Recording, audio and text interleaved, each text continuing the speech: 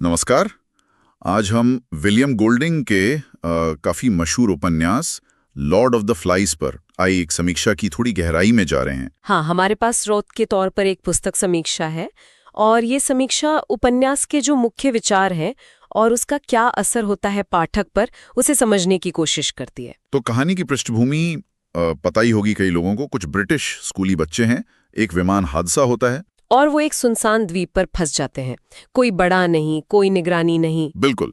और शुरुआत में वो कोशिश करते हैं एक समाज बनाने की, थोड़ी व्यवस्था लाने की। हाँ, एक कोशिश तो होती है, लेकिन बहुत जल्दी वो सब बिखर जाता है। बर्बरता, अराजकता।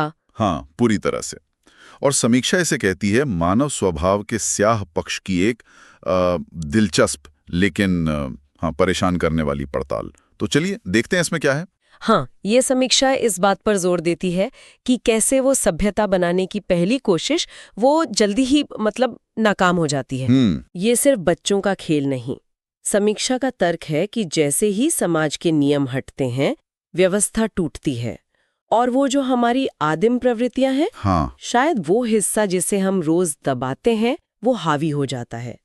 समीक्षा के हिसाब से ये मानव स्वभाव की जो अंदरूनी क्रूरता है, उसका एक नग्न चित्रण है। और ये सिर्फ क्रूरता की बात नहीं है ना, समीक्षा और भी चीजें उठाती है। जैसे सत्ता के लिए जो संघर्ष होता है, जिंदा रहने की जद्दोजहद, और वो जो मासूमियत है उसका धीरे धीरे खत्म हो जाना। हाँ, बिल्कुल। ऐसा लगता है समीक्षा कह रही है कि ये सब जुड़ा हुआ है। मतलब जहां सत्ता का खेल आया वहां मासूमियत टिक नहीं पाती शायद। बिल्कुल। और यहाँ एक दिलचस्प बात यह है कि समीक्षा प्रतीकावाद पर बहुत ध्यान देती है। प्रतीकावाद? अच्छा। हाँ, मतलब ये चीजें सिर्फ कहानी का हिस्सा नहीं है, उनके गहरे मतलब हैं। जैसे वो शंख है।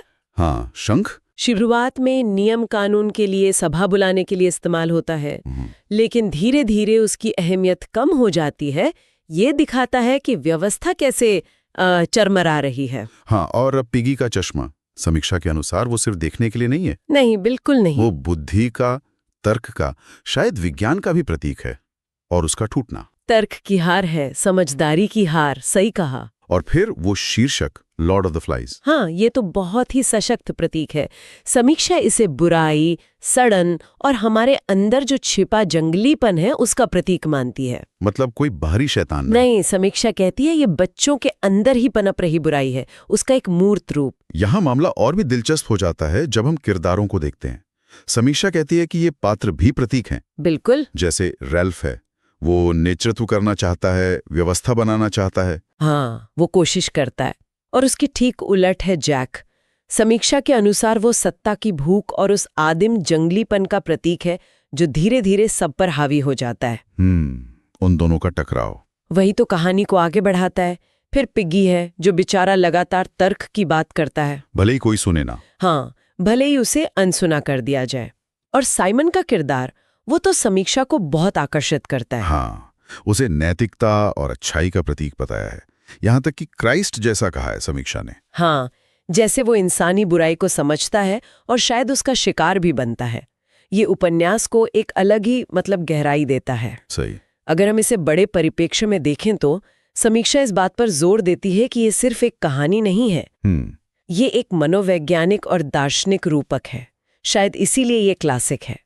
ये मानव व्यवहार पर, समूह कैसे सोचता है, समाज कैसे टूट सकता है, इस पर ऐसी बातें कहता है जो आज भी उतनी ही सही लगती हैं। तो आज भी प्रासंगिक है। बिल्कुल। समीक्षा कहती है कि ये छात्रों के लिए, शिक्षकों के लिए और जिन्हें डिस्टोपियन कहानियां पसंद हैं या चरित्र प्रधान उपन्यास, उनके लिए तो बहुत ही अहम है। तो समीक्षा ने उपन्यास को रेटिंग तो अच्छी दी है, 4.5 स्टार्स 5 में से। हाँ, काफी ऊंची रेटिंग है। लेकिन साथ ही से मनोरंजक भी कहा है और परेशान करने वाला भी। ये दोनों बातें एक साथ। हाँ, यही शायद इसकी खूबी है। वो आपको पकड़ के रखता है लेकिन सोचने पर भी मजबूर करता है, शायद असहज भी करता है। समीक्षा में एक तस्वीर का भी जिक्र है। सामने एक लड़के का चेहरा, शायद डरा हुआ, और पीछे धुंधला सा कुछ हिंसा जैसा। हाँ, वो तस्वीर उस बदलाव को, उस मासूमियत से क्रूरता तक के सफर को दिखाती है जो उपन्यास का केंद्र है। बहुत सटीक तस्वीर है। तो इस सबका मतलब क्या निकलता है? मतलब ये समीक्षा में क्या बताती है? यही कि लॉर्ड ऑफ द फ्लाइज बच्चों की कहानी के जरिए मानव स्वभाव की गहराइयों में उतरता है। समाज क्यों जरूरी है, सभ्यता और बर्बरता के बीच की वो जो महीन रेखा है, हाँ, उस लड़ाई को दिखाता है ये सिर्फ एक एडवेंचर नहीं बल्कि एक तरह से आईना है। आईना, सही कहा। और इससे एक अहम सवाल उठता है जिस पे समीक्षा हमें सोचने को छोड़ देती है। क्या? कि अगर ये सामाजिक ढांचे, ये नियम कानून ना हो तो इंसान का असली रूप क्या है? क्या गोल्डिंग ने जो वो सहज क्रूरता दिखाई है वो वाकई हमारे स्वभाव का हिस्सा है? और अगर है तो ये आज हमारे समाजों के बारे में, हमारे अपनी व्यवस्थाओं के बारे में क्या कहता है?